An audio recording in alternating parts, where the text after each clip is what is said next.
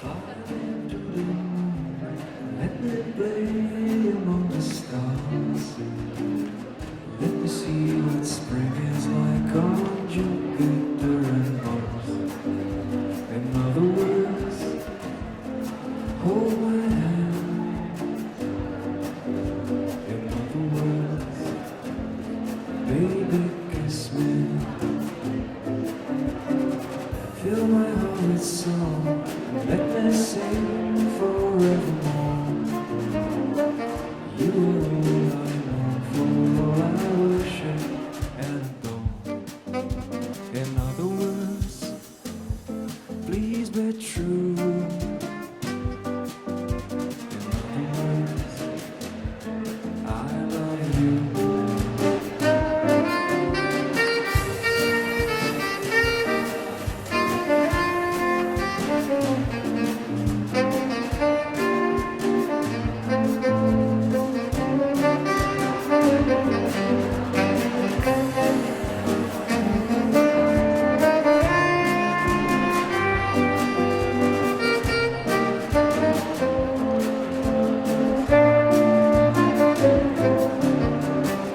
Fill my heart with song, let me sing forevermore. You are all I long for, all I worship and adore. In other words, please be true.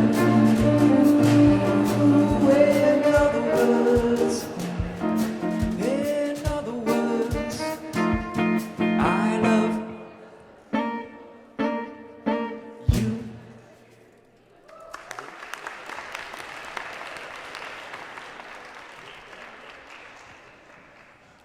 Spoštovani zbrani, spet smo skupaj, tokrat tik pred zaključkom letošnjega mednarodnega debatnega turnirja. Danes so se nam pri praznovanju 20-letnice debate in 15-letnice mednarodnega debatnega turnirja v Ljutomeru pridružili tudi bivši debaterji iz GFML, ki jih prisrčno pozdravljam.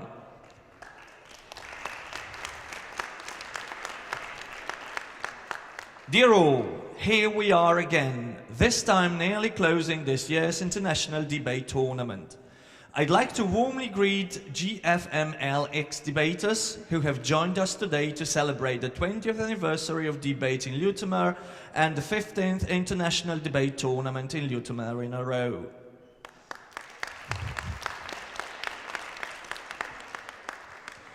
Seveda pa nas najprej čaka še finalni spopad med letošnjimi najuspešnejšimi debaterji. To sta ekipi HDDC iz Hrvaške in Bežigrad Green Stars iz Slovenije, ki ima želim vso srečo. Of course, we still have the final match to take place, and this year it will happen between HDDC from Croatia and Bežigrad Green Stars from Slovenia. Good luck to both teams.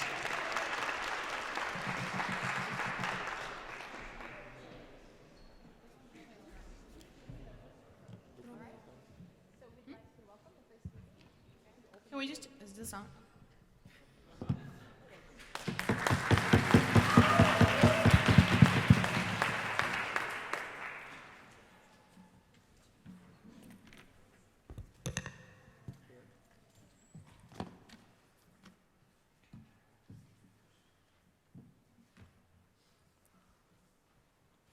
Minorities are constantly being generalized, are constantly being perceived as not as valuable as the majority.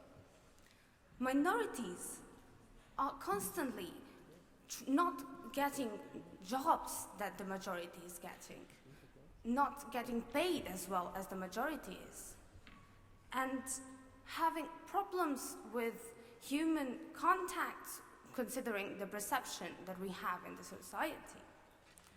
What we're showing you in this debate is that comedy is taking and ridiculing these stereotypes and trying and actually spreading the message that this general image of minorities is actually legitimized.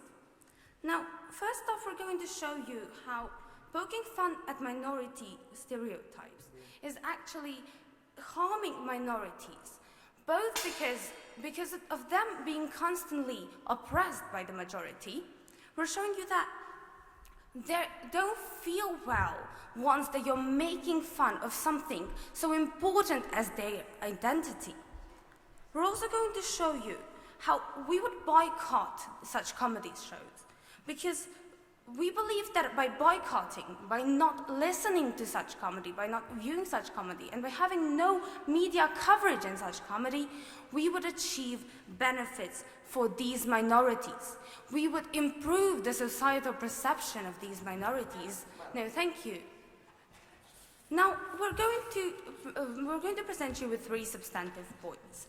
In my speech, I'm going to present you with the first substantive, talking about how we would boycott comedians who poke fun at minority stereotypes because it creates the confirmation bias. Then I'm going to present you with our second substantive point, talking about the negative influence on minorities, and Herva is going to talk about banalizing these stereotypes. Now, on to the first substantive about creating the confirmation bias. Firstly, no, thank you, sir. Firstly, we see that comedy is taking stereotypes and general images that we have in a society about minorities and portrays them as something funny, as something that we should laugh about. Here we have the examples of Muslims, no thank you madam, being portrayed as terrorists, of women being portrayed as somebody who cannot drive. Now this is the way that the society is perceiving women. This is the way that society is perceiving Muslims. And this is not something that is true. This is not something that is legitimate. And it is not the way that the society is supposed to perceive these people. Now what we are showing you is that once you poke fun at such stereotypes, you're actually creating an image that it is justified not only to laugh at minorities and their problems, but also that you're legitimizing such stereotypes. You're creating an image, just a second, madam, you're creating an image that all of these stereotypes are actually true. Please, madam. But we're not talking about stereotypes alone. We're talking about jokes based on stereotypes, which are exaggerated, which are ironical, which point at absurdities. How do you respond to that? Even though there are jokes that are not only, these jokes are actually based on stereotypes. What we are showing you is that we have a comedian who is seeing that women are being perceived as they cannot drive. Now what happens in this situation alone is that this comedian is going to make a joke, he's going to perceive such stereotype as something funny. Now what's going to happen in this case? In this case, when a woman has a car crash, people are going to make jokes about it. People are going to say, yes, this is because women can't drive as good as men. No, thank you, sir. Now, what we're also showing you is what happens when we boycott and how it reduces this. We're sending a message that these stereotypes are not legitimate. Now, how so? It's because when we don't boycott such comedy shows, what is happening is that we're actually creating an atmosphere in which it is okay, no thank you sir, in which it is okay to make fun of such stereotypes, in which it is legitimate to think about women, Muslims, Jews in this way, in which it is legitimate and justified to take these general images and to harm minorities, no thank you sir, to harm minorities only based on lies and generalized images. Which brings us to our second substantive point. We would propose this motion because comedy that pokes fun at minority stereotypes has a negative influence on minorities. Now, problems that are being ridiculed by comedians are somebody's everyday life, ladies and gentlemen. We're not talking about just a general image that somebody imagined. We're talking about problems that these people are facing each and every day. Because a Hispanic will not be able to get a job as easily as a white person in the United States of America. No, thank you, sir. And also, women will always be oppressed in the society because we're constantly making fun about them being in the kitchen, about them not being as capable. Now what happens in such a society is And what happens in the situation in which you're making fun of no thank you, in which you're making fun of somebody's everyday problems, this has a serious psychological impact on these people. So, no, thank you, sir. Since they're being perceived negatively, we can show you that this perception actually influences them in two ways. First off, we see that it has a psychological influence because it is not justified to make fun at of somebody. Just a moment. It is not justified to make fun of somebody's problems. Now, please, sir. We make fun out of everyone. We have stereotypes about everyone, white, black, all those things. And only at the moment where you can joke about everyone. Exactly, sir. This is exactly what we're telling you. But you know what? Since we do have stereotypes about black people and white people, in that case, what we're showing you is that white people don't face the problems that black people are facing. White people don't have such problems as not finding a job or being perceived as not as valuable. But also, we cannot make fun of something that we haven't felt on our very own skin. Because what happens in this case is that majority is making fun of stereotypes, of problems of people that they have never experienced, of something that they do not understand. We do not want to live in a society in which it is justified to make fun of somebody's problems, to make fun of the inequality in today's society. We do not want to live in a society in which generalizing minority groups, in which perceiving somebody as not as valuable is justified. And this is exactly what we do by not boycotting. And because of all of this, we beg you to propose this motion. Thank you.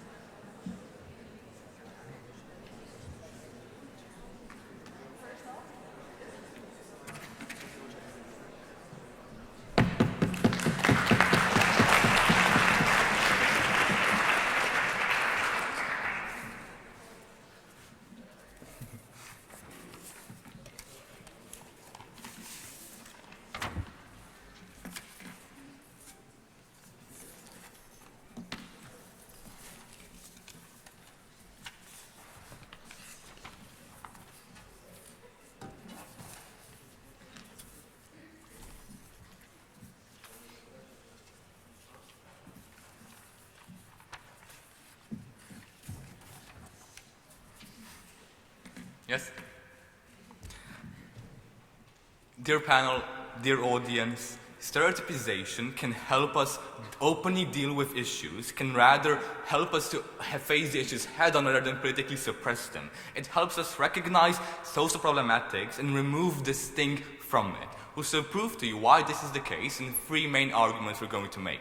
One, we're going to argue that making jokes about stereotypes isn't principally wrong, but it's rather principally right. Secondly, we're going to show you the benefits this has for minority members. And thirdly, how the political correctness as a means of boycott is going too far and has political backlash in doing so. Now, in my speech, I'm going to firstly give you a few general negations and rebuttal, and thirdly present the first constructive materials. Now, firstly, on the general negations, right? Because I have 4 points here. Firstly, about stereotypes, because proposition doesn't define it that much, right? So I'm going to do that for them. Note that we have positive and negative stereotypes, right? We have positive stereotypes, like the fact that Asians are hardworking, right? Proposition has to prove to us why such positive stereotypes also have negative impacts, also have harms. That's their burden. We don't think they're meeting it in so far. Furthermore, we see that stereotypes are always present as a means that we humans categorize the world and make it sensible to us. So saying that we should remove stereotypes is senseless. Furthermore, we say that in most cases, people going to comedy shows don't laugh at minority members. No. They laugh at the stereotypes about the minority members. No, thank you. So we don't think there's harm in that. Second point of general negation about the nature of comedy.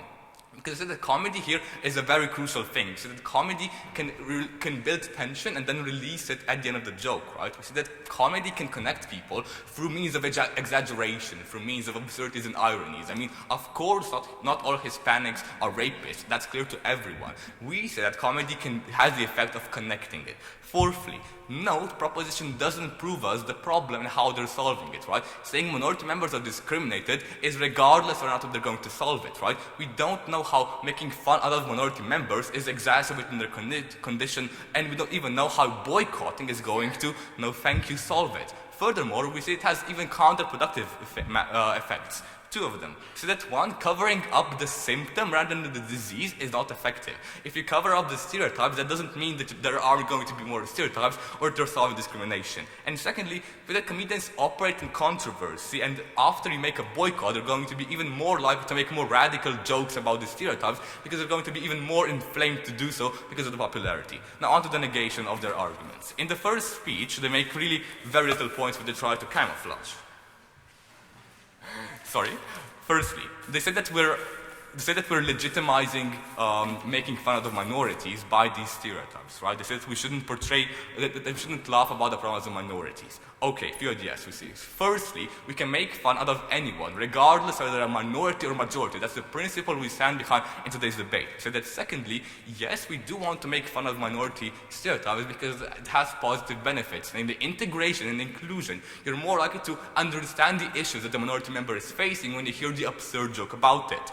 That's really the only analysis they give us in the first argument. The second argument, however, tries to talk about how Hispanics are less likely to get a job and how women are more likely to be oppressed and so on.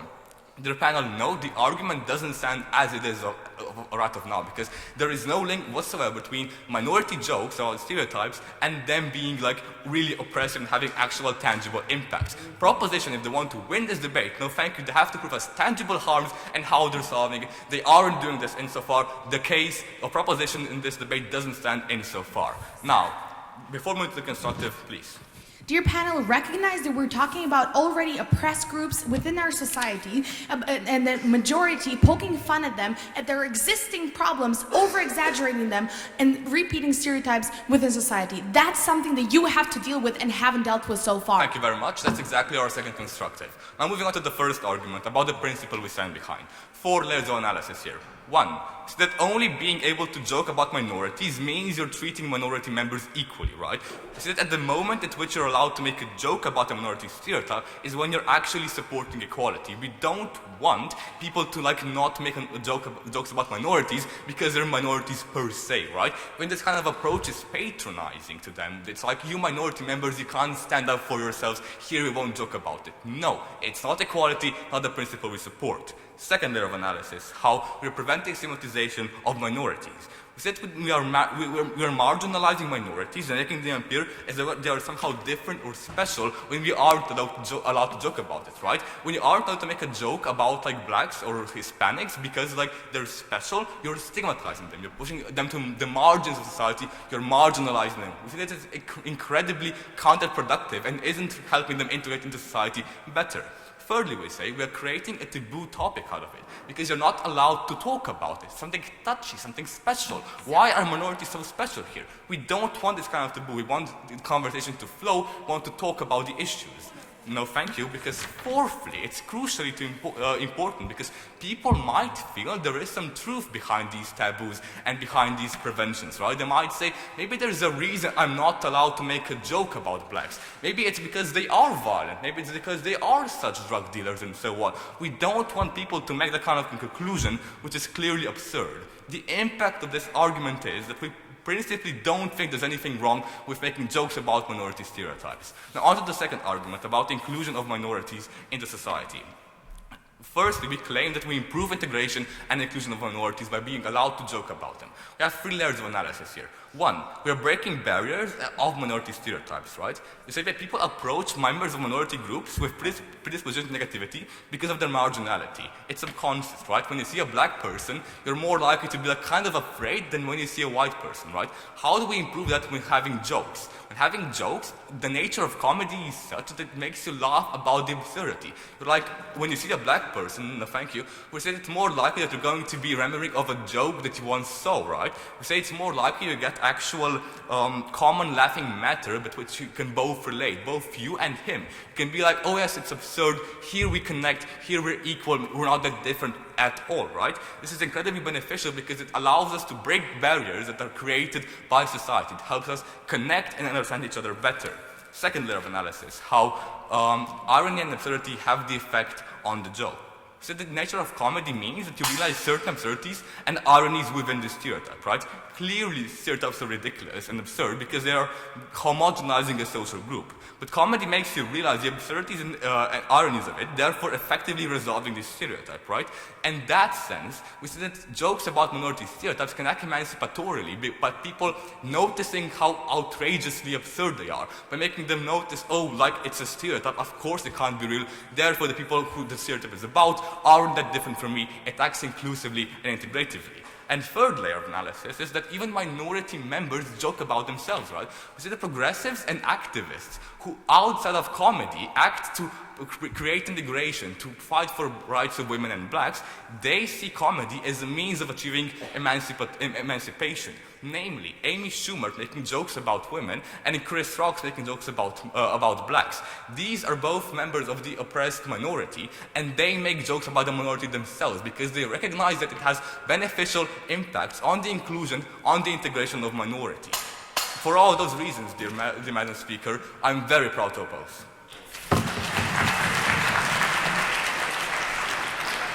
Thank you. We now welcome the second speaker on the proposition side.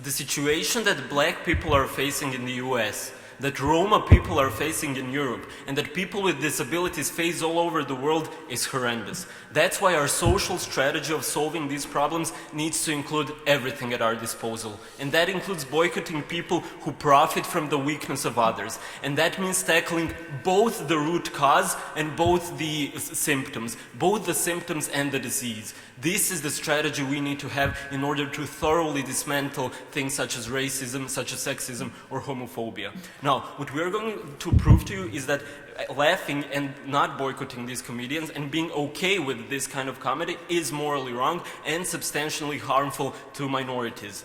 In this speech, I'll first rebuild our case, then refute their substantive, and then introduce our third substantive about the banalization of the problems these minority groups face. But now let's clarify what exactly are we talking in this debate. When we're talking about jokes, exactly, they are exaggerated. That's why no thank you, they're not an accurate representation of reality. And even what makes that even worse is that those jokes are aggressive. They exploit weakness for the sake of laughter, and people feel offended. People feel re-traumatized after experiencing some form of behavior that is actually being ridiculed. And what they need to realize is that the word poke fun, if you literally look up the dictionary definition, means that you subject someone to ridicule. It is not something neutral, it is literally a joke with the aim of denigrating someone, with the aim of shaming someone for the behavior that might be completely harmless. For example, the way black people speak. There's nothing that makes that less valuable. And no thank you. This comedy does not stoke discussion. People do not organize panel discussions after they watch a show on Comedy Central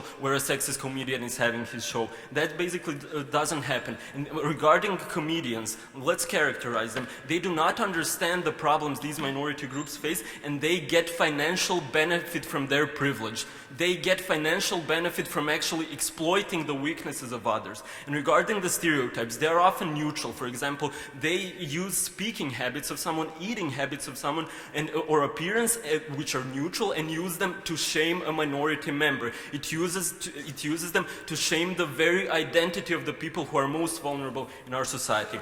No thank you. Now, first of all, regarding the rebuilding of our case, let's analyze the impact on people who are not explicitly racist or sexist or homophobic. homophobic. They don't read racist articles written by white supremacists, but comedy is one single space where they get re-exposed to these stereotypes, which creates a situation where they, although they are progressive, fear a person that has a slightly darker complexion, for example. And regarding the already bigoted people, they find confirmation that that for example Muslims are terrorists and that women wearing hijab are not independent. No thank you. And boycott is one of the steps we need to make in order to erase confirmation, in order to dismantle racism. We do not have to prove that boycotting comedy alone will solve racism, just that is an integral part in our strategy of dismantling these social problems. That's something that we are very proud to support. No thank you. And regarding the most important thing, and that is the psychological impact on these minorities. When there is a joke about police violence in America, and the person that has actually experienced or whose family member has experienced that joke reminds them of their trauma. And they become, for example, I've shown you how some neutral characteristics get shamed. For example, black people become ashamed of the way they speak. If they speak their accent in a job interview, they're less likely to get the job.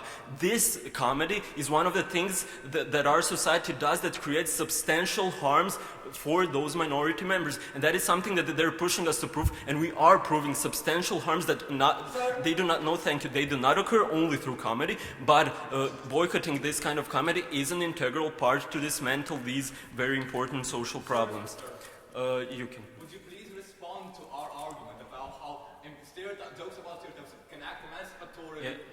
Yeah, I'm now coming to the refutation of their substantive. Now, firstly, they say that we need to have equal treatment. However, they're being basically blind about the situation in the society. We have unequal societal conditions, and if we just stick to blind equality, it will only reinforce the injustice that already exists in our society. And if we want to equalize society, we have to protect minorities. We have actually to do something more towards them than for the dominant group. That's why we're basically the side that promotes equality, and they're not the side that do so. No thank you. And regarding, they actually try to prove that banning comedy will lead to marginalization, when we have so clearly shown you how you don't marginalize people by not telling jokes. You marginalize them by telling jokes, by recreating the stereotype, by allowing the stereotype to find the fertile ground in the minds of the people who even did not have them, or reinforce somebody who actually believes these things. Regarding their second substantive, no thank you, and the inclusion of minorities. When you expose a minority member and their stereotype to laughter, you don't promote understanding. You literally can laugh at the police killing innocent people. And what basically happens, their point of absurdity, laughter banalizes the problems through absurdity. Comedy will banalize those important problems because it uses the very absurdity and because it uses hyperbole and exaggeration. And now regarding, even when minorities have jokes, no thank you, regarding themselves, it's still problematic because they get exposure. People from dominant groups also get exposed to them. Dominant people listen to it, and their views are basically reinforced. The mechanism that we have shown you how their bias is confirmed stands even when a minority member is telling a joke. No thank you. Now I'd like to introduce our third substantive, that we banalize the problems these minority groups face. Now, how do they banalize problems? When the problems of minorities are presented in form of a joke, they stop being seen as problematic. And comedians using platforms, for example, such as Comedy Central, their audience consists primarily of well-off individuals from dominant groups because they laugh to it because they see nothing problematic in it. And they do not, and these comedians, neither the audience does not understand the issues, and they will approach the problems in the manner that will result in the funniest joke.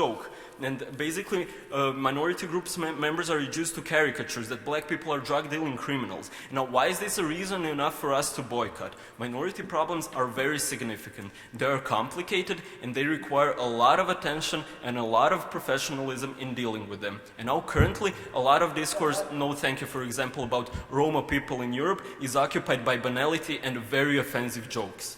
Now, when discussing such a big problem, we need to strive towards serious discussion. We need to have a space in public discourse where actually banality and humor will not interfere. Basically, by boycotting, we shift and talk about these problems professionally. We actually have a choice whether we will allow, for example, jokes about Roma people to permeate the public discourse about the problems they face, or will we strive towards professional discussion, which will maximize our chances of actually solving those problems. Now, What did we have to show you and what we have shown you? That boycotting comedy will not alone solve racism, but that is just one part in our strategy that we should accept as a society in order to actually make minority members better off and actually to dismantle the discrimination they face on a day-to-day basis. We've shown you that through clear mechanisms. What happens to the audience, what happens to the minority members themselves, and what they try to push the burden on us, we've actually fulfilled it completely. We've shown you substantial psychological harms that minority members face when they get exposed constantly on a daily basis to these very offensive jokes. They do not promote discussion, they just subject something to ridicule, they devalue and they shame a member of a minority group or the whole minority group. That's why we're incredibly proud to propose.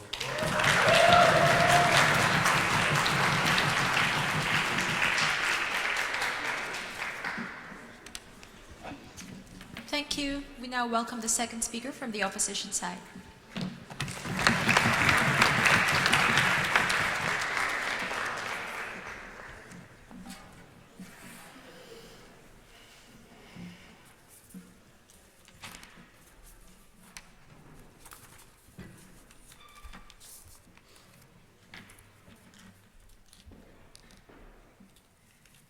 Behind a layer of sheer humor, there is, in our debate even, a layer of social commentary. Behind the joke itself, it is not only the joke, but it is also some critic of our society, of the treatment of minorities, and that is what we're saying on the side of opposition. What the side of proposition has failed to do so far is, firstly, that they have shown no necessity for this. They have showed why exactly should we do this, what kind of concrete impact this has on the society. Secondly, there were a few links missing about the impact on minorities. We do not understand why me going to a theater, listening to jokes about stereotypes, makes me racist, makes me discriminatory. There was no link between that. Thirdly, what they have failed so far is, why exactly the boycott? Why is the boycott? Why is shutting off the conversation? Why is shutting off comedians the answer to tackling the issues of our society? We want the side of proposition to talk a bit more about those issues. There are three things that I will do in my speech. Firstly, I will respond to their argument, to their third argument. Secondly, I will talk about stereotypes as a whole and answer a bit more about their previous arguments. Thirdly, I will deliver our third argument about the problem of political correctness. But now let me start with negation of their third argument, which is about, because of how it is said, we perceive it as real. And we have a few problems with that. Because firstly, we're not joking exactly at minorities, but we're making jokes about stereotypes themselves. We're pointing out, not yet, thank you, we're pointing out how absurd these stereotypes can be. We're pointing out that there are mistakes in certain stereotypes, and that's exactly what the comedy is doing. Second response, what the side of proposition wanted with this argument is more professional discussion. But what we say to that is, boycott doesn't get us that. Boycott only shuts off the conversation. And we agree that there perhaps should be professional discussion, but their case does not at all help with that. The third thing we have is, exactly because it is said in an ironical and absurd manner, exactly this is how we tackle stereotypes. Exactly this is how we point out that they can be absurd and they can be wrong. If you do not joke about stereotypes themselves, we do nothing. We just leave them there. And this brings me exactly to my another point of rebuttal, which is about this role of stereotypes. What a side of proposition doesn't exist is, why do we have stereotypes? We have them since the day we were born, because of society, because of our parents, because of the media, and we have them simply to categorize what our surroundings. We put things in boxes so we easier understand what is happening around us. That's it. There is nothing bad in that a priori. But what we do say is, when these stereotypes are said in an ironic, exaggerated manner, if these stereotypes can be harmful, what we say is, that is when we tackle the issues that these stereotypes sometimes can have. Moreover, what we say is, we know these stereotypes beforehand going to a theater and listening jokes about them. People do not hear about these stereotypes at first when they come to a theater, but they knew about them even before. That is what we say to that. The second thing that the side proposition did not understand is that there's a difference between a stereotype and prejudice. Because stereotypes can be positive as well, and Philip pointed that out. What the side of proposition needs to present is, well, even positive stereotypes can be bad. Why is a stereotype about all Slovenians being hardworking bad for me? We want analysis on those stereotypes as well. Now moving on to their first arguments about marginalization and marginalized groups. Now their arguments were basically about how minorities have it bad. And we say, yes, that is true. But firstly, that is not due to jokes. discrimination existed before, exists with jokes, it will exist after that. It is a bit separate because of it. But more secondly, we say that jokes expose the absurdities, they tackle them. So firstly, we do not become discriminatory because of listening to jokes, but moreover, we tackle this discrimination through jokes, through humor. Moreover, what we say is, the purpose of comedians is not to be racist. They do not actually want to be mean to minorities. However, what they do want is to point out the absurdities. They often make fun of their own minorities. Just a second. For example, Amy Schumer, a comedian, is making fun of women, of how they are treated by the society through making fun of stereotypes based on how she is treated. Therefore, we say that their purpose is not actually to be racist, but to point out the absurdities. Before I move on to my constructive, yes, please. Madam, can we stop acting like there's a prominent discussion after Chris Rock's stand-up comedy show and actually deal with the fact the discussion does not happen in stand-up comedy? Okay, first we say we don't get this with boycott, but moreover what we say is the exact same point I've been repeating so far, which is we expose the absurdities of making jokes about black people exactly because we make jokes of those stereotypes. Stereotypes about black people existed beforehand going to the theater. Exactly because you go to the theater, you listen to an absurd joke about it, then you start to think, maybe that is not true if he said it in such an absurd way. This is how this logic works. Not to our argument about the problem of political correctness. So far we spoke about how it is principally wrong. We spoke about how it is better to make fun of everybody because that is when we make everybody equal, otherwise we only created a touchy, a sensitive subject. Secondly, we spoke about concrete effect on minorities. But this argument goes even further. We look at the macro picture of how this is not the way to tackle the discrimination in our society, and about how political correctness has gone too far. Firstly, what we say is that political correctness in general has gotten too far. But now let's link that to humor. Let's link that to comedians. Why we don't want political correctness to such extent, especially in comedy? That is because in every point when we reach perhaps a controversial subject, a touchy subject, we cannot say, stop, okay, let's not talk about it, that is wrong. We have to expose it, we have to speak about it, we have to make fun of it as well. So the first point of analysis here would be that suppressing expression is inherently bad. Now the reason behind that is because it is very possible that it will escalate. If we do suppress not only this freedom of speech, but also this freedom of making fun of everybody and equalizing them, what we get is a possible escalation. What we are afraid of on side of opposition is, because we will suppress most of comedians, those radical comedians that make radical jokes will get even more support, because people will not want to listen to politically correct jokes a priori. What we say is they will go to radical comedians and those will get even more support. Second point of analysis. What we're dealing with is only the symptom of the problem and not the cause or the root of the problem. What we're doing is we're only shutting off the conversation. We're telling comedians, you cannot speak about that, that is a forbidden subject. What we're not doing though is tackling the real issue of discrimination on our society, tackling real systematic issues. What we believe though is that what humor does is it is a very good way of tackling those discriminatory issues in our society. What we say is boycott is not an efficient way. Boycott doesn't do anything. It only suppresses conversation. It only suppresses exposing absurdities. We do not want that. So there are two impacts of this argument. The first one is that radical comedians then gain more support because people do not want to listen to completely politically correct jokes.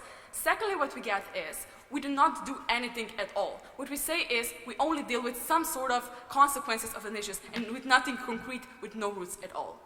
Madam Speaker, what have we proven so far? First, at the principle level. We spoke about how only when we make fun of everybody in an equal manner, we're all equalized. Secondly, we spoke about the concrete effects on integration of minorities. We spoke about how this is exactly the way to prevent prejudices from happening, how this is exactly the way to deal with negative stereotypes, how this is exactly the way to make it easier for different minorities to integrate into society. Thirdly, we spoke about how political correctness has gone too far, how we do not want to suppress comedians, how we do not want to suppress humor. For all those reasons, I'm very, very proud to oppose.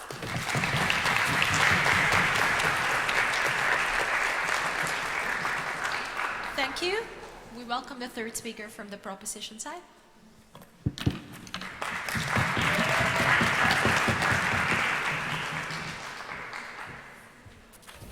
Okay. Oof, dark. Okay. Is this okay? Yeah, cool.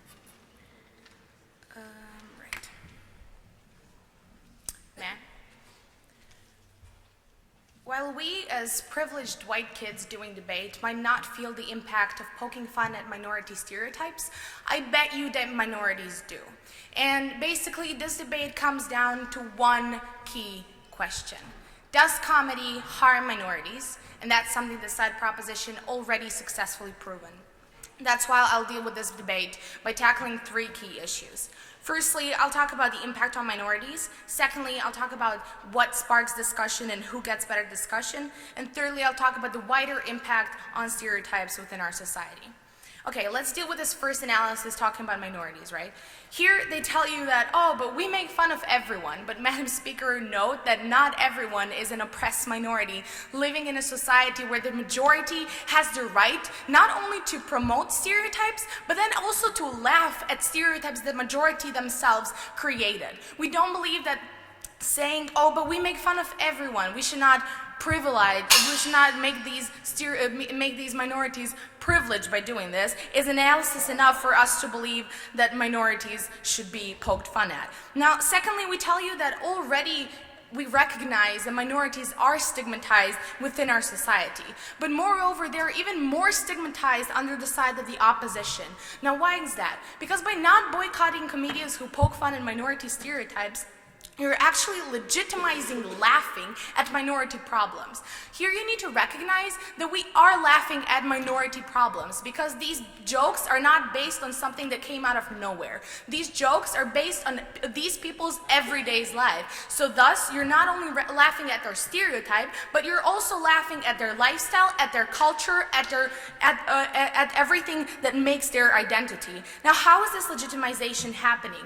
Because by not boycotting, you're actually not only promoting, but you're also giving cash and publicity to people who openly discriminate minorities by poking fun at their stereotypes. Here they tell you that we'll furthermore stigmatize them because then we're going to pretend like they're the untouchables. Madam Speaker, we believe that it's okay to protect the minorities. We believe that it's principally right to not poke fun at their stereotypes because they're already stigmatized within the society. We tell you that this idea of political correctness should not have a bad influence in this debate. We believe that we should be politically correct when it comes to laughing about other people's everyday issues. We don't believe that we should promote laughing at stereotypes that affect minorities on an everyday basis. We also believe that this is not the only way to talk about stereotypes, that this will actually stop talking about minority problems. We tell you that we still can talk about minority stereotypes even better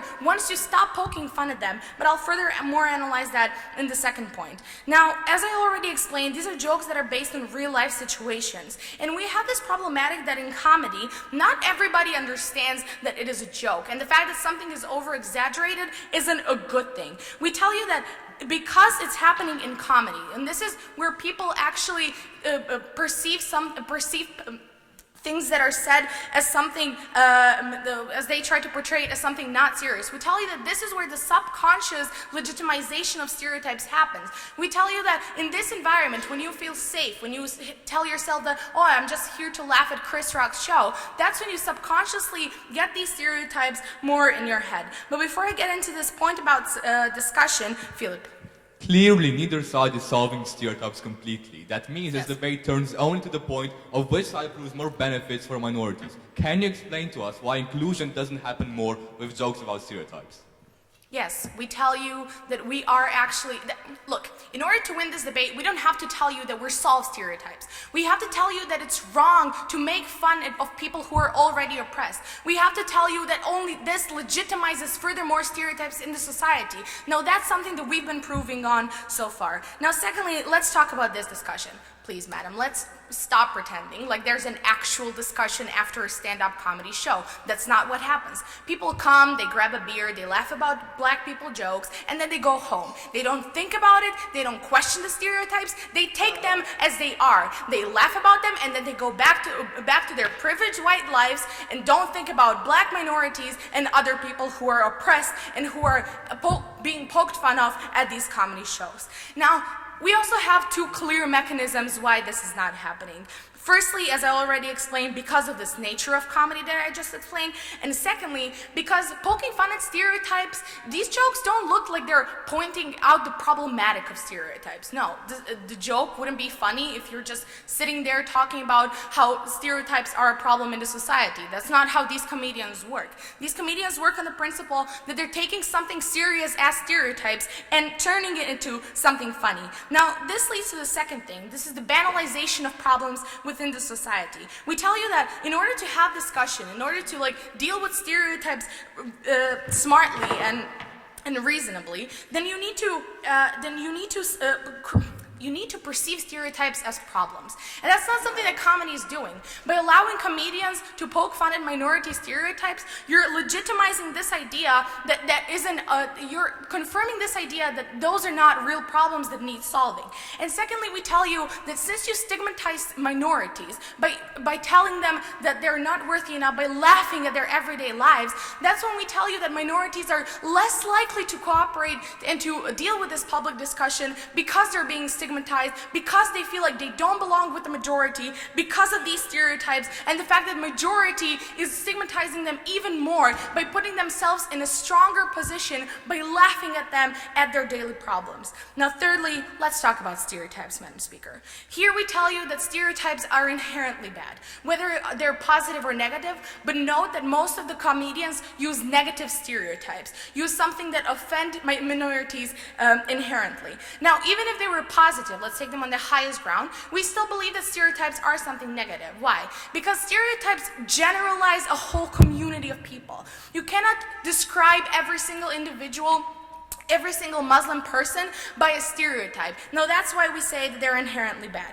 But we also tell you that they're only being perpetuated within the society because of the nature of comedy. When we tell you that you subconsciously receive these messages and then apply them on everyday lives. But more importantly, if you analyze the stakeholder of people who already think that minorities are not as valuable as the majority, that's where you get even more harm for the minorities. That's when you cause confirmation bias. Because once they step into the safe environment of a comedy show with already their prejudice, they only get this confirmation that yes, first of all, this is something that exists because everybody's laughing at it, and second of all, it's not a real problem and I can laugh about it too, and minorities really don't face oppression because hey, if we're all laughing about it, then I obviously don't think that this is a problem, and I obviously will perpetuate stereotypes further on in the society. So overall, Madam Speaker, a couple of very important things in this debate. Firstly, we tell you, when judging this debate, you really need to talk about minorities. This debate comes down to, does comedy, poking fun at minority stereotypes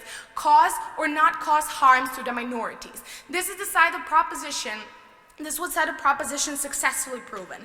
Also, their whole point about sparking public discussion does not simply exist. And thirdly, you're only harming more creating confirmation bias and perpetuating stereotypes in the society. So, Madam Speaker, if you want to protect the minority, vote side government.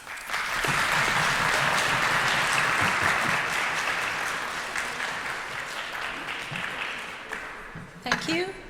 We welcome the third opposition speaker.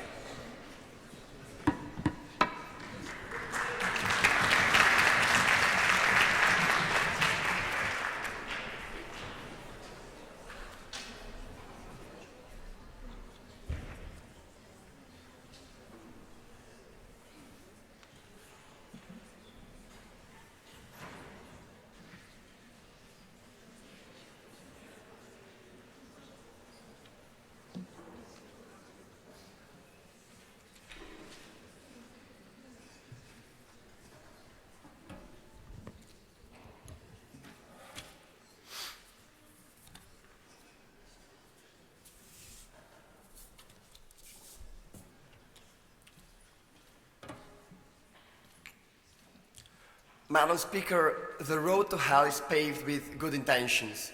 And it's very, very problematic that side proposition did not address our third argument, because in our third argument about political correctness, we have told you, explained to you how this policy that has no tangible benefits is actually very harmful, which has a great potential for political backlash. They don't address that. Because of that already, they are not taking this debate.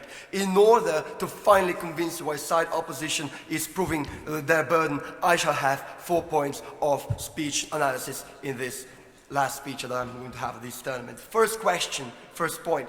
What exactly are stereotypes? Because side proposition does not understand that. It was evident from first prop where they did not define it. We defined it for them. They are currently using many different things as under the name of stereotypes. Stereotypes are the everyday generalizations that we humans make in order to make this chaotic world that we're living in understandable, which is why we all make stereotypes all the time. We cannot live in a world where we have no stereotype whatsoever. Philip already speaks about that in first top speech. They never respond to that, which means that they probably concede. And going directly from this is the question about jokes. Now, when are jokes funny? When you have a stereotype. Are they funny if you don't know the stereotype? And the answer, no thank you, is clearly no. In order for a joke about a stereotype to be funny, first of all, you have to come in the theater already knowing the stereotype, already being familiar with it, knowing it, which is why a lot of the things that they're claiming is falling to the ground quite quickly. Okay, to finish, like the impacts of this, the misunderstanding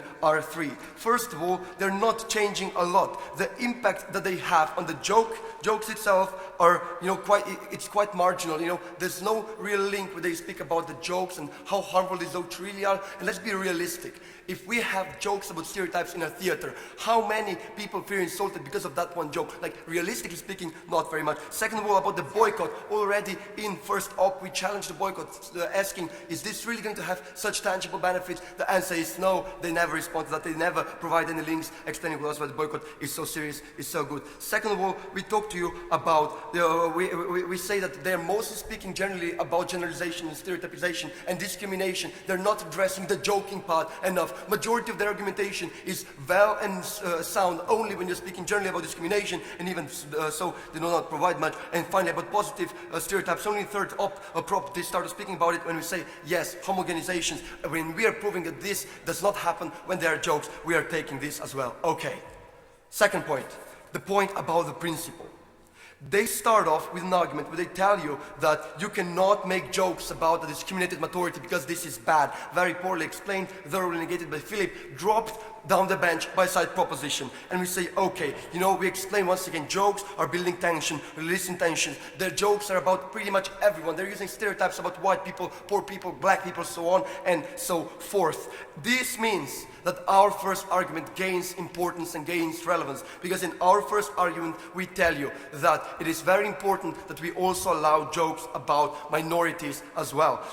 And here they say, yeah, we need to protect those minorities. If we take them at their best, they're kind of semi-proposing affirmative action for them, so on and so forth. They never explain why this is beneficial. They never explain why this is needed. They never explain anything else. They just assert that we need to do that when we are claiming and proving to you on 4 points how, first of all, only true equality is only reached when we get to joke about everyone. Second of all, how there's a stigma about people who are, who you're not supposed to joke about. Third of all, how there's a taboo topic that you're not talking about. And finally, how all of this means that people actually start to believe those stereotypes, because if you cannot joke about it, then there must be something very suspicious going on about it. And what we tell you is that this exactly is the homogenization that they were speaking about. They're the one homogenizing those minorities. They're putting a stigma on them. They're making them special, stand out. They are the ones who are actually causing the bad effects that they are causing. And when they bring no tangible benefits, well, we tell you, on principle already, this debate must not go to side proposition. Third point, effects of joke. I shall first of all address how they try to speak about it. 2 points of general rebuttal. First of all, the only real attempt at providing any harm came in the second prop speech, when they spoke about confirmation bias. We tell you, okay, like stereotypes, you knew them before you walked in, so the effect of hearing a joke is not that big. Second of all, when we explain to you that stereotypes and discriminations are widely present, present, and the jokes are only one of the countless media through which you receive those stereotypes, the effects and harms that they have here are very, very, very tangible. Second of all, they mistake and speaking about jokes and about problems. For instance, when they speak about, you're not going to see their problems, because problems are going to be so banal, we tell you no. The argumentation here is wrong. When they speak to you that, only white people are going to laugh at it, that you're not going to talk about problems, it's going to be funny, we say no. When you're speaking about stereotypization, what happens is that you are making the joke, you're making the stereotype itself banal. And when people are laughing, when white people are laughing at it, when black people are laughing at it, just in a moment, when Amy Schumer tells us a joke about women, this is the moment where the barriers are actually dropped through laughter, which is why a lot of their analysis is actually falling on our side when you consider what stereotypes actually are and not what they claim them to be. But you disagree. Mattia, that moment is the moment where the problem that women actually face in a society isn't perceived as a real problem. That's what you have to tackle and haven't dealt with so far. Okay, second point of this point is exactly the problem that it's making. Today we are debating jokes about stereotypes. What are stereotypes? Stereotypes are generalizations that people make about a group of people. So generalization about what women are, this and that, or all those things. Stereotypes are not real life problems and real livelihoods of those people are saying. This exactly they're proving when they're telling you that stereotypes are actually false. Yes, exactly. When you're joking about the stereotype, you're not joking about the real life problem. You're not joking about the real livelihood. You're joking about the generalization that is being made. This is the part that you're joking about. And when they say that you are making the problems banal, that is not true. That would be true if we would be joking about the problems itself. No, we are joking about the stereotypes, about widely held beliefs that everyone has, which is how our argumentation comes into play. When we bring to you 3 points. First of all, about breaking barrier, which is exactly the point. When you have a stereotype, and that stereotype always works. And you see a Muslim man, you see, oh my God, he's a terrorist, you have that negative feeling. However, in the moment when you associate this stereotype that pops into your mouth with laughter, in that moment already, you're breaking the barrier because you associate it with something less negative. Second of all, stereotypes are very absurd. Saying that all people are the same is absurd. But when you're not joking about them, when they are in their subconscious, at that moment, you are not realizing how absurd they are. Only in a moment of a joke, where they're exaggerated, where they make it ironic, only at that moment you have the chance to realize how absurd they are. And finally, this has been a source of empowerment for people like Amy Schumer, Kevin Hart, who have throughout the history, through the use of jokes, actually made stereotypes less, who have actually made progress by using jokes and thus connecting to people who are not feeling the oppression. Final point here is the point about political correctness. They never address it, which is why they're losing it. And we explained to you that when you do that, you radicalize the stances that we already have. When you do that, you're basically radicalizing the people who are racist, you're radicalizing the comedians, because now the most radical comedians are going to be more popular, so on and so forth. And with that, you're giving political capital to more radical sides. Let us not forget that the reason why we have the new US president was mainly because of the political backlash of political correctness. If you're not dealing with problems, if you're shutting people down with the problems, what happens in the end is that it comes back around to hit you. Jokes are like a rubber knife. They make a point without actually drawing blood. Because of all those reasons, we are very proud, very happy to oppose this motion. We beg you to do the same. Thank you.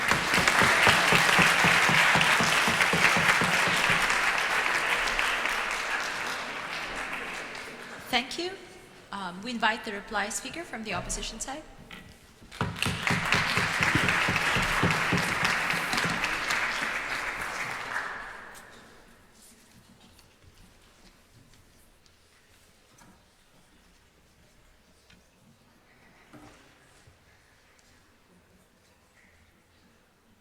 Yes.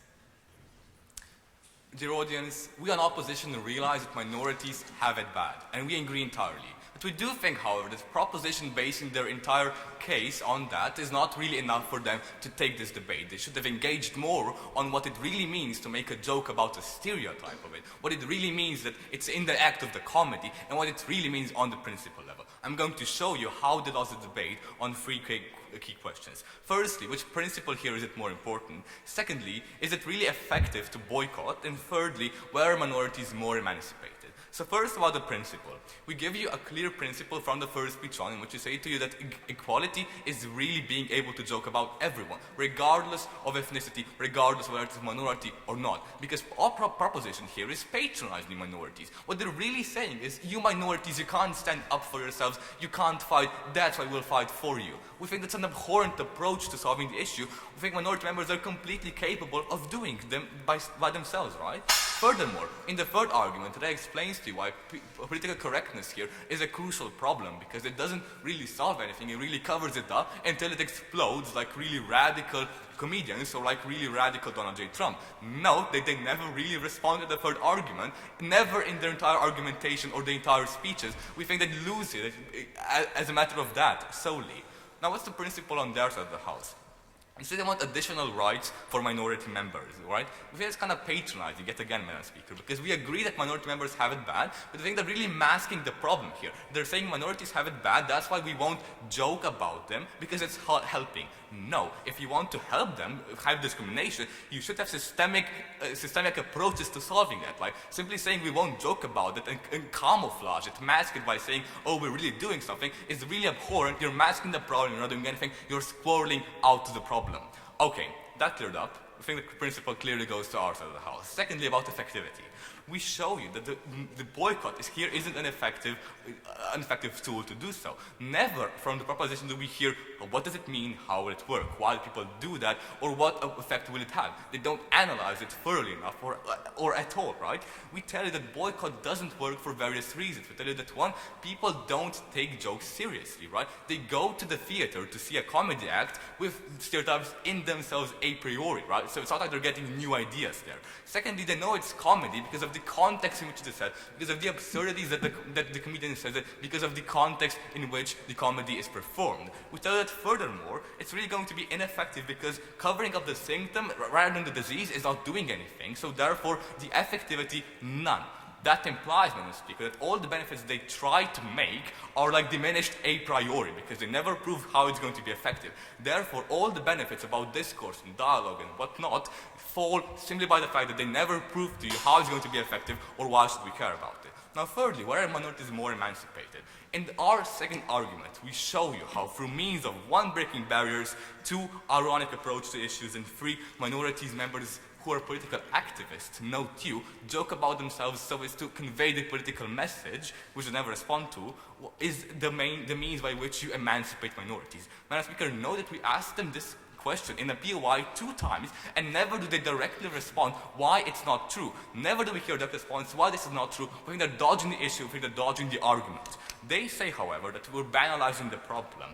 Now Pushnik clears it up brilliantly, and I've cleared up in the first speech when we say that no, we're not joking about minority problems, we're not like memes, we're just joking about the stereotypes themselves, right? And nobody is internalizing it, note you, right? We've all laughed at like a stereotype about minority, and I don't think any of us here are racist, or at least I hope. Furthermore, when we talk about how we're legitimizing the oppression by not doing it, right, we say that no, we're not legitimizing it, we're resolving it. By being able to joke with a black as I'm able to joke about a white, that's how I'm being equal, that's how I'm resolving the issues, that's how I'm being understanding and compassionate. For all those reasons, Madam Speaker, I think it's clear to oppose.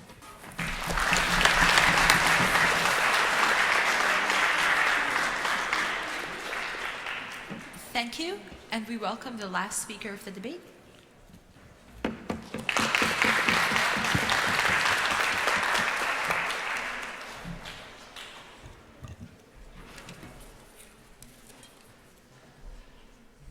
Three vital questions in this debate. What does this motion mean? How to tackle discrimination? And who protects the minorities? Now, there's a reason why this motion does not read that we should boycott all jokes that include stereotypes. The verb poke fun is used because it means to subject someone to ridicule or laughter. You don't laugh at the concept of generalization, you laugh at a perceived characteristic and a person holding it. Now, that's very important for you to note. And they try to debate jokes that deconstruct stereotypes. However, these jokes basically are not relevant, and this is not the motion. Now, a couple of more things they mischaracterize. Comedy itself. Firstly, they try to show you how it induces discussion, while we consistently dismantle that claim. Maria clearly explains how this is not the cause, how after listening to comedy, you don't actually participate in deeper discussions. You don't hold it as something valuable, as something that you should build upon. Now, what they are correct in identifying is that comedy is absurd. However, we clearly show you that because it is absurd, it banalizes the horrendous problems minorities face. And they also are correct in identifying that it is not serious. That's why it exposes people who are, say, not transphobic to the jokes that mock trans people. That's what's very problematic about specifically comedy. And now, what they don't realize and what we do realize is that this comedy is done for financial benefit, which means that these comedians are using their privilege in order to get money. This is something that is principally wrong. We've defended that throughout the bench. Now, regarding free speech, they try to portray it as something valuable in and of itself. However, that's not true. If you create discrimination, we believe that you shouldn't speak. That if this is what being politically correct means, we're incredibly proud to call ourselves politically correct. Now, regarding stereotypes, this wasn't supposed to be a debate about stereotypes and how they actually construct and make sense of reality. This was supposed to be a debate about how stereotypes are used as a tool of shaming and whether it is legitimate to listen and laugh to such comedy. They basically state that stereotypes stem from a place they never properly identify. However, we tell you that they stem from all situations in society, from school, from personal interactions, even from comedy. Now, stereotypes are not created in some esoteric place. They're created in literally all social situations. We must oppose them in literally all social situations, and comedy is one of the things where we should oppose it. Now, how to tackle discrimination? They basically try to tell you that we should only fight the cause. Now, they never explain why and they never explain how. However, we tell you that you should solve both the symptom and the disease. Now, we have to solve it, yes, politically, yes, we have to solve it economically, but we have to also solve it on a social and a cultural level. This is the way in which we prove the motion, that this boycott is one of the many things that we have to do in order to dismantle racism. While they say that we're not legitimate in doing that, well, we harm free speech and equality along the way. I've already explained how we're justifying violating free speech and how actually we are a side that supports equality. That was explained throughout our speeches. Now, who protects the minorities? We actually show you how boycotting would dismantle the mechanism through which people confirm their stereotypical views that are negative. Now, what they say is that basically we create a taboo where people realize where people won't be able to talk about the social problems. However, you need to be aware that people will realize that there are other ways, for example, to engage politically. Well, we show you how through boycott we get rid of banal and offensive characterization of minorities. We get rid of it from the discussion about their problems. We basically have more quality of discussion, of a discourse that is more quality on our side. And they basically, what remains in their case is that we will anger racists and say homophobes. And we say that if that's the price, we accept it fully. If it means protecting minorities, we completely accept it. We completely think that it is legitimate for us to boycott. That's why we win.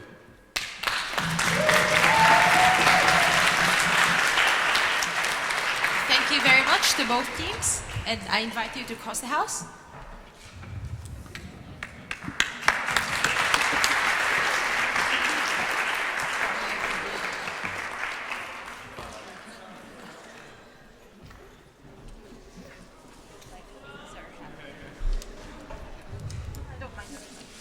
Thank you, HDDC. Thank you, Bežigrad Green Stars. Now I know who's who. So, all right, guys, I don't think this is a good time to tell you a joke, is it? Okay. Tako, finalni obračun je za nami, sodniki si bodo vzeli čas, da odločijo o letošnjem zmagovalcu. V času, ki nam je na voljo, predlagam, da si za voljo novih gostov še enkrat ogledamo film, ki je nastal v letošnjih obletnicah. Nato pa nas bo svojo odličnostjo še enkrat razveselila glasbena zasedba Wannabe Jazz Trio, ki vam je že gotovo prirasla k srcu. Okay, the final match is over and the judges, Mrs. Claire Ryan from New Zealand, Mrs. Shamila Permanent from the Philippines, and Mr. Bedřich Bluma from the Czech Republic, now need time to decide about the winner of this year's tournament. In the meantime, let's watch the Ljutomer 2017 anniversary film again with today's guests. Then the band Wannabe Jazz Trio, who I'm sure you've grown to like so far, will perform for you once more.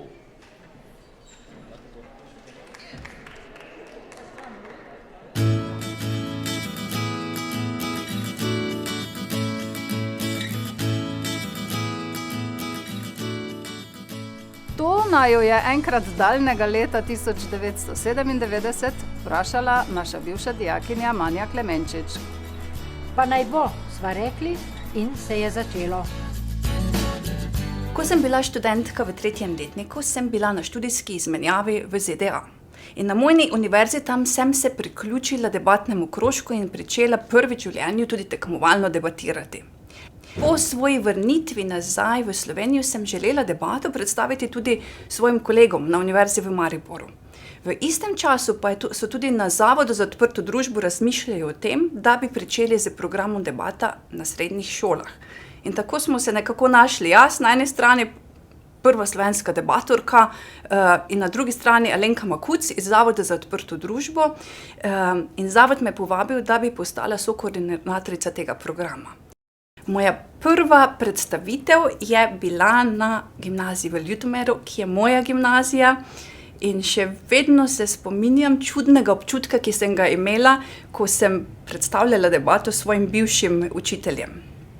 Malo me je bilo strah, da se nihče ne bo odločil, rabili smo 2 mentorici, eno, ki bi vodila slovenski program, eno, ki bi vodila angleški program.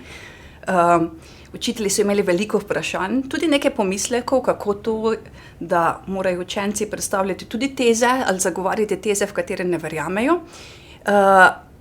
In na koncu sta se 2 vendarle opogumili in to še kakšni mentorici. In čez toliko in toliko let poglejte, kje je sedaj debata na gimnaziji v Ljutomeru in poglejte, kako daleč je prišla debata v Sloveniji.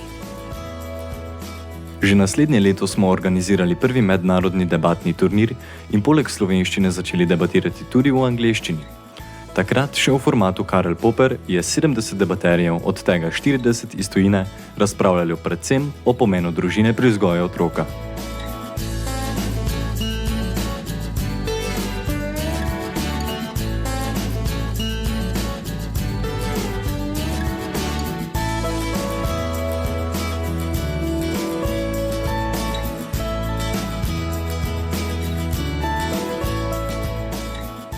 Prvi dijak, ki je bil član slovenske ekipe na svetovnem debatnem prvenstvu, je bil Srdjan Milovanović. Z njim pa se je v Londonu prvič kot sodnica na svetovnih prvenstvih kvalificirala tudi mentorica Ljana Miholič.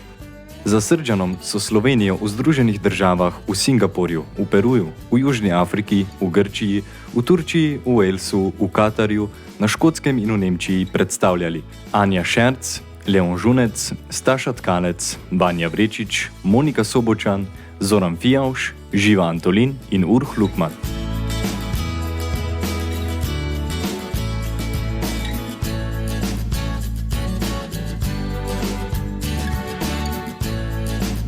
Delujemo pod okriljem Zavoda za kulturo dialoga, ki vsako leto organizira vsaj 6 debatnih tekmovanj. Redno se jih udeležujemo in z veseljem zmagujemo. Če je le mogoče, tekmujemo tudi na finančno dostopnejših turnirjih v tujini. Prvi mednarodni debatni turnir smo na GFML organizirali že davnega leta 1999. Prvi mednarodni turnir v svetovnem formatu pa leta 2002. Gostili smo že toliko različnih kultur, da lahko rečemo, da je Ljutomer vsaj enkrat na leto ves svet v malem. Kulturno raznolikost doživljajo tudi družine, ki gostijo tuje debaterje. Pridobitev za vse naše dijake pa je, da naše učitelje pri pouku zamenjajo tuji gostje, ki predavajo o svoji kulturi iz prve roke.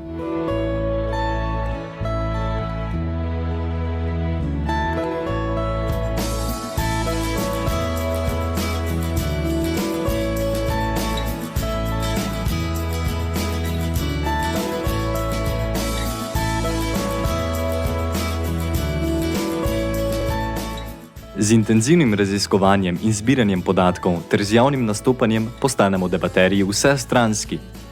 Pripravljamo in vodimo demonstracijske debate, na primer za konferenco SIRIKT, projekte EU in za domače in tuje učitelje, debata na lokalnih in regijskih dogodkih, pogovore z domačimi in tujimi politiki. Na okroglih mizah razpravljamo o aktualnih družbenih vprašanjih, udeležujemo se modela Združenih narodov in modela Evropskega parlamenta.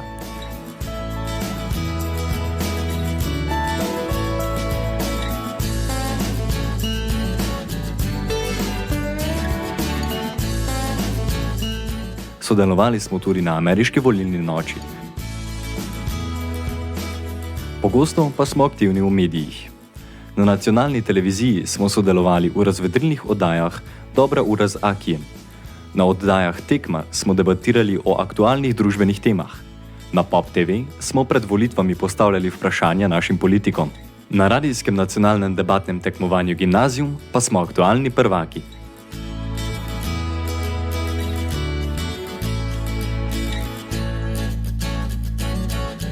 Prva izmenjava nas je vodila v Bolgarijo, kjer smo govorili o Evropski uniji.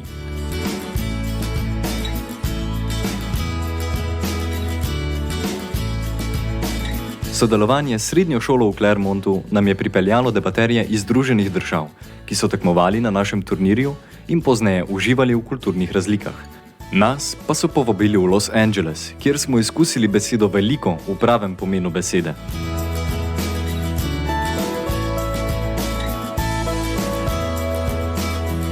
V Islandiji smo govorili o predsodkih, projekt ICE pa nas je povedal na Poljsko, Dansko in Švedsko.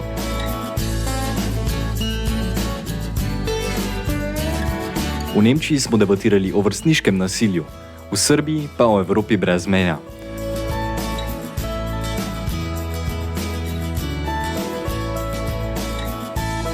Vmes so bile še Kitajska, Tajska, Španija, nazadnje pa smo v Litvi govorili o nevarnostih, ki grozijo evropski demokraciji.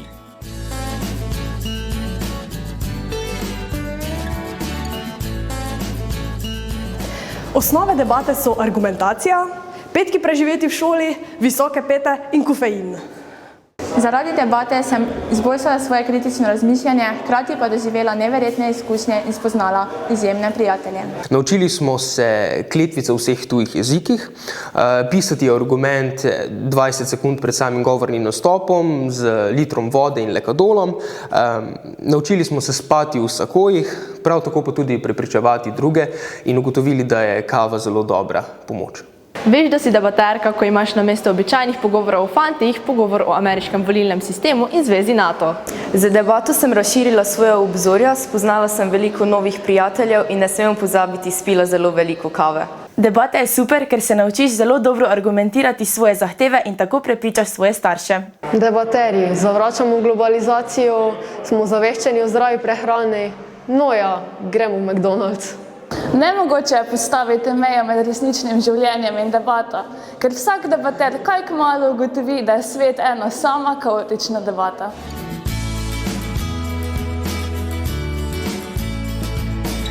Je kdo od vas že slišal pripombe o debaterjih in debaterkah, da debato izkoriščajo zato, da jim ni potrebno biti pri pouku, da jim profesorji prav vse opravičijo in dovolijo, da imajo prednost pri tem, kdo gre na izmenjavo v tujino? Pa tudi mnenje, kot so, da veliko znajo, da so sposobni in iznajdljivi v kritičnih situacijah, ter občudovanja vredni v javnem nastopanju. Mentorici debatnega kluba sva vsako leto znova iskali nove člane. Z njimi smo trenirali ob petkih popoldne, hodili smo na turnirje, spodbujali smo jih, kritizirali. Včasih smo bili tolažniki, obenem pa smo vedno skušali ostati kritične in pa profesionalne. Obenem pa sva uživali v njihovi družbi, se veliko naučili od njih in predvsem sva ponosni na to, ko vidiva, kako so se iz preplašenih začetnikov razvili v kritične, razgledane in samozavestne odrasle ljudi.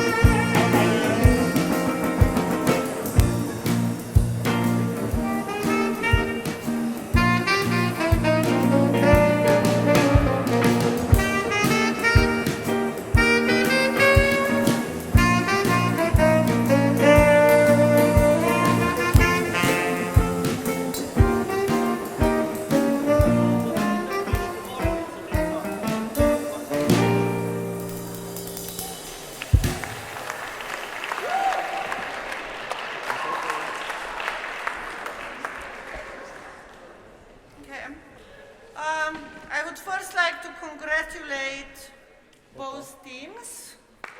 Then, for the final debate, that I would like to welcome all the, I don't see anything here, just the lights, all the former debaters, alumni of the Ljutomer Debate Club. And I think it's really great that you are here.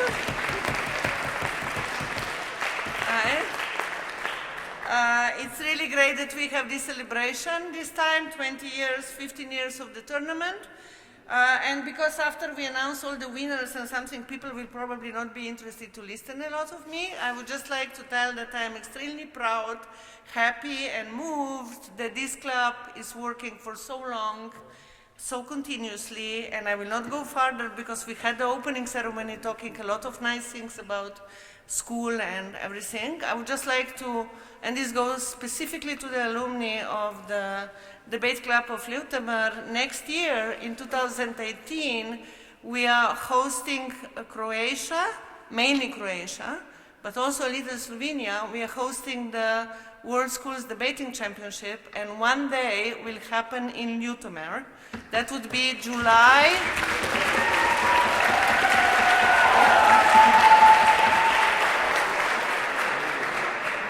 That will be July 2018, and I do expect, guys, that you will help organizing it. I don't want that only Liana, Martina, and the principal and a couple of other people are involved in the organization of that day, which will be here. We do need you, and we hope, I will approach you, don't worry, I will find you. We do need different talents, different help, and like that, and I hope you will be involved. We will do a big day and a holiday for debate day for not only Ljutomer or the school, but for the whole region, okay? So just wait for that. And now I will go, now this is the procedure. We are doing the best speakers. I'm calling you here, giving the certificates, then we are doing the quarterfinalists, semi-finalists, and at the end, we will find out who won this debate, okay? So that, and the people, please come here. 10 best speaker is Erleta Berisha.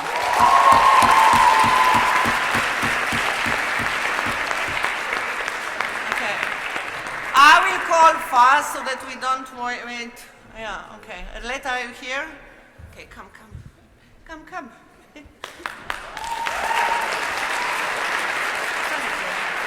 Then we need group photo of all 10 best speakers, right? So every speaker should stay here.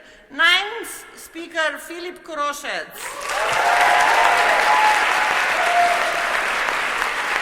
8th speaker, Hrvoje Kožić.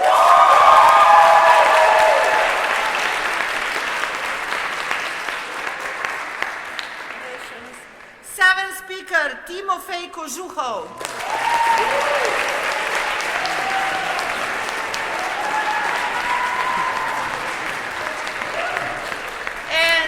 Speaker Matej Balati.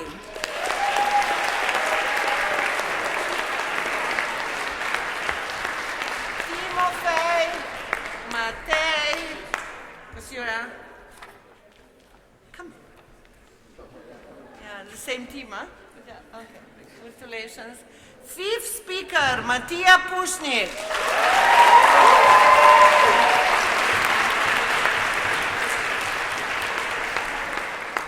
4th speaker, Rea de Beutz.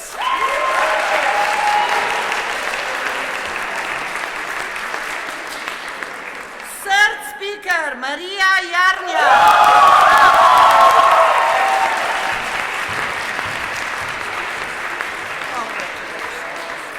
2nd speaker, Vasja Grošar.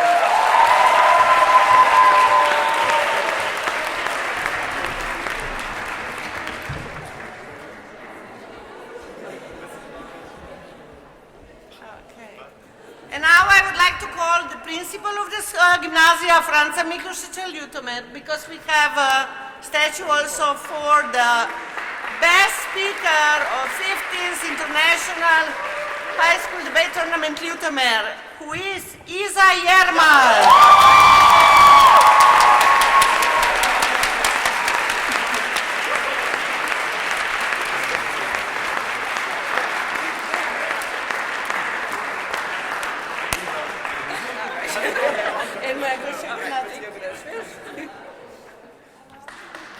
Na? Ker lahko eno skupinsko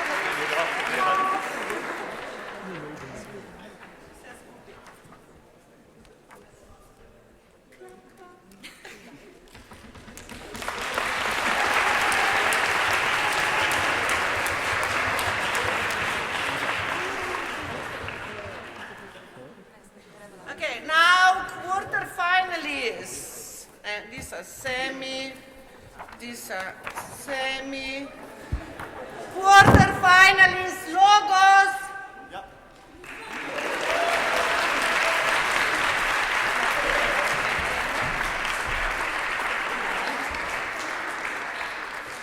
Še eden? Pridi bliža. Okay. The next quarterfinalist je Czech Red.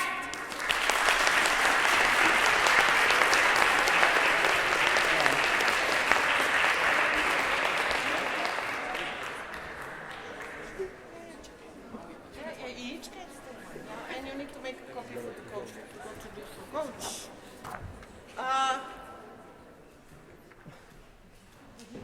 Next quarterfinalist, druga gimnazija Maribor Black.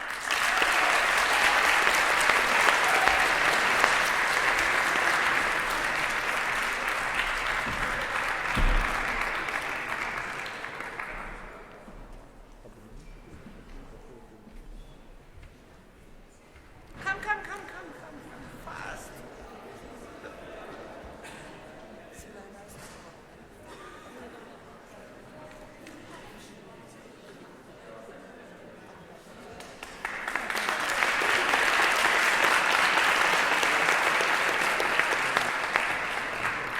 The last quarterfinalist, druga gimnazija Maribor Red.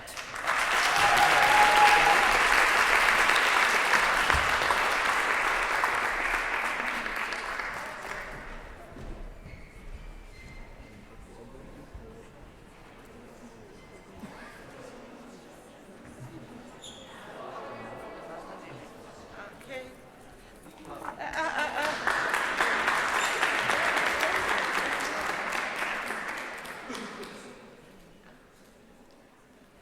Semi-finalist, 16 Zagreb.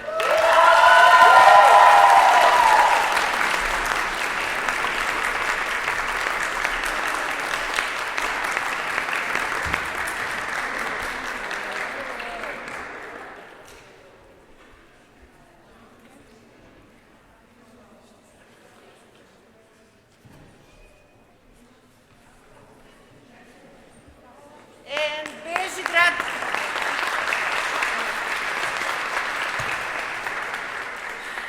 And the last semi-finalist, Bežigrad Pink Stars.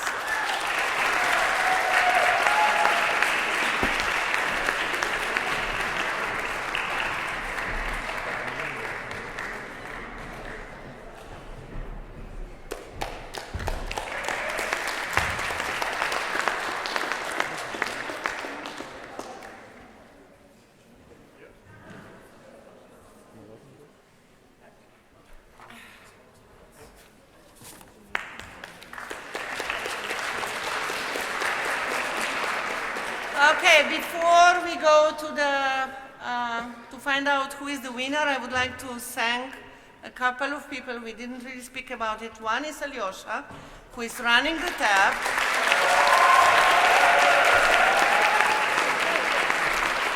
And it's probably the best high school tab master in Europe. I think it's nobody so good as he is. Yeah, or even globally, says Mattia. He's really great.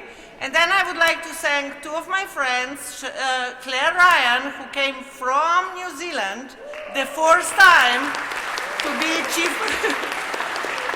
one of the chief adjudicators, and Sharmila Parmanant, living in UK now, but otherwise from Philippines, who was the other CSCA here.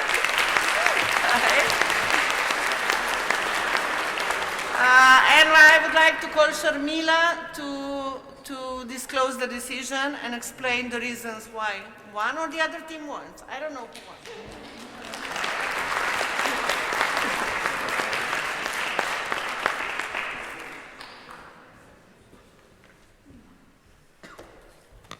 So the entire panel agrees that this was a very high quality debate. So we would first like to thank the debaters for an enjoyable round. I'm sure everyone would agree. I mean, we also thought it was a ridiculously close round, and all of us had it by like margins of 1 to 1.5. But we did arrive at a unanimous decision. Before I tell you the decision, I want to talk about the two issues that we had to resolve or work through. The first question, so it's a good thing that both teams in this debate don't like discrimination and want to reduce discrimination, but of course they differed in how they conceived of the role of comedy. So the first question in this debate was, what is the nature of these jokes and what's the intention behind these jokes? So one side thought that these jokes were inherently discriminatory and the intention of comedians was to exploit people suffering for money. So this side believed that comedy generally mocked people by reenacting the stereotypes. Another side believed that there was a more clever intention behind these jokes, that it was satirical, that it was social commentary, and what was being mocked were the stereotypes and not the people. Was this issue resolved in the debate? Not really. And we ended up thinking that the correct answer is probably a bit of both, and somewhere in the middle. And so we move on to the second issue, which is, what is the effect on political discourse in terms of how the audience will receive these jokes, in terms of what minorities might feel when they hear these jokes? So one side says, the banalization of the suffering of a group of people, to some extent it trivializes their suffering, and it makes it harder to have more serious and more engaged discussions about it if people don't consider it a serious problem because it is being turned into a joke, like an object of fun and relaxation. Another side believed that what happens is jokes actually expose the absurdity of these stereotypes and end up destabilizing the stereotypes. And both are high quality arguments, but ultimately we felt that more analytical work was put into the argument that said it may have the effect of trivializing people's suffering. So in a 3-0 decision, this year's champion is the team from the proposition side.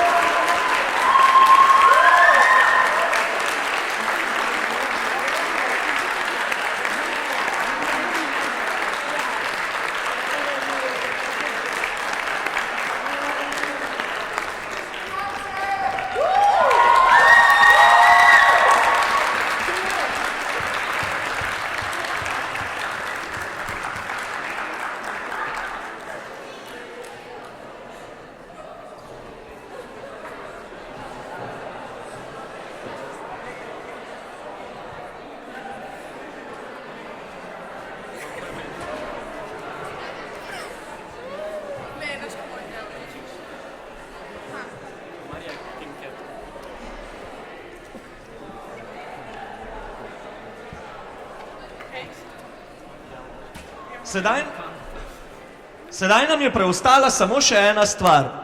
V imenu organizatorjev zaključujem letošnji mednarodni debatni turnir, vsem udeležencem pa želim varno in udobno pot domov. Hkrati vse bivše debaterje vabim, da se zberejo v šolski zgradbi v jedilnici na majhni pogostitvi ter na intenzivnem klepetu in obujanju spominov. Vsem udeležencem turnirja se zahvaljujem za obisk. Dobrodošli ste spet naslednje leto. Nasvidenje. There is only one thing left now. The Ljutomer International Debate Tournament is now closed. I wish all participants and coaches a safe and comfortable journey back home. Thanks again for coming and see you again next year. Goodbye.